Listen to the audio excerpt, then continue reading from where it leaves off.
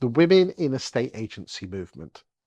Today, I'm joined by Shanice Gandhi, who is a estate and letting agent from South Yorkshire, and she's recently joined the board on the Women in Estate Agency movement. Yeah. Um, Shanice, why is the Women in Estate Agency movement required in the UK? Talk to me.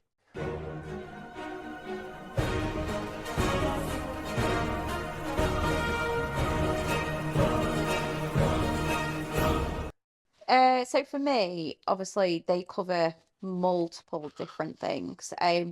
For me, coming into a state agency in the last 18 months, it's been nothing short of amazing. We have a group on Facebook. I think there's about 4,000 members on there, and the community that is out there is so inspiring, so helpful. And I think as well it gives that point of reflection. So I think everybody's quick to judge themselves and think, oh God, I shouldn't have done that, I shouldn't have done that. Mhm. But actually, what you did might have been right in that moment in time. And yes, you can reflect on it. And I think the group's great for that of I had this situation, what would you have done different? So that advice, but equally bringing the equality back into a state agency. Some people have said who sat on that sofa said it's like a safe space that you can share thoughts. Yeah, you can share anything, and it doesn't even have to be about fee or anything. It can be, I mean, some of these, they're all personal. They're personal to every person. And it can be how do you balance moving across to self-employed agency when you have two kids, or how do you change your marketing strategy? Someone else has come into the market in your area, they're doing all these things, and you don't know what to do next. Has anyone had the same thing? I've used it myself. I'm looking for a new software for floor plans, and I want real life experiences. At the moment, I'm going in there with a laser measurer, and it's taking twice as long. So it could be anything.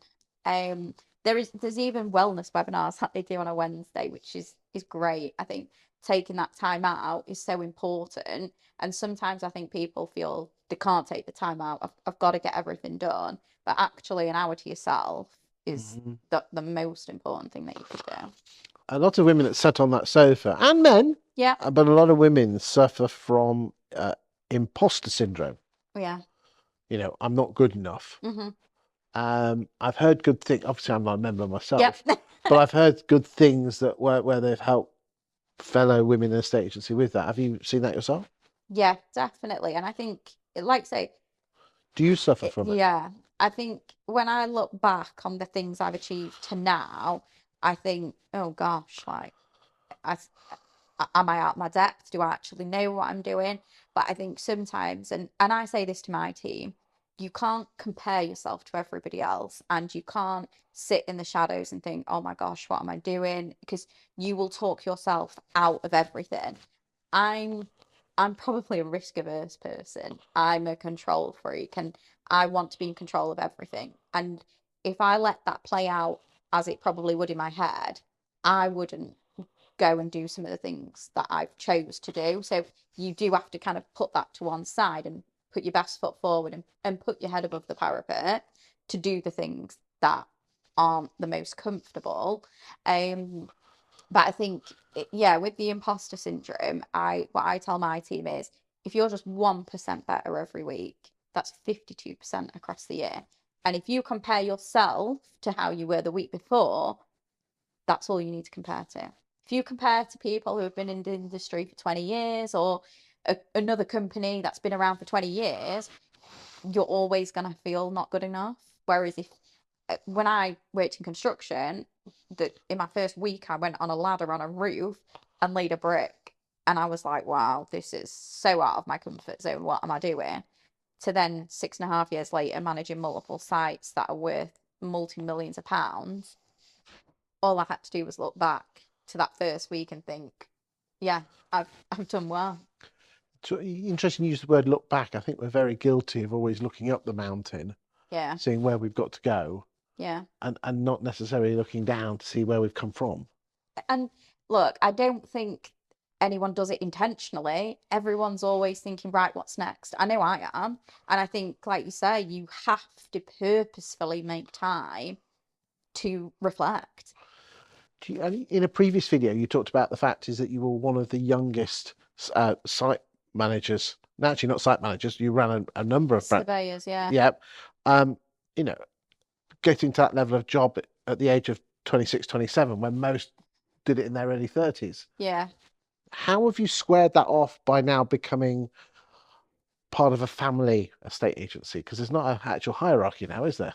No. So, I mean, when I was looking at joining the business, obviously me and my dad discussed, oh, what will the job title be? And I thought, so he actually said commercial director. I said, oh no, I'm not sure about that. I'm not a director. He said, you are.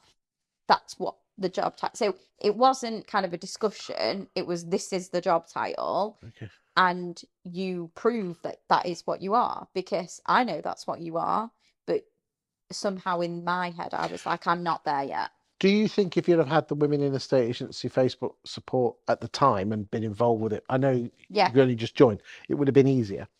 I think so, yeah.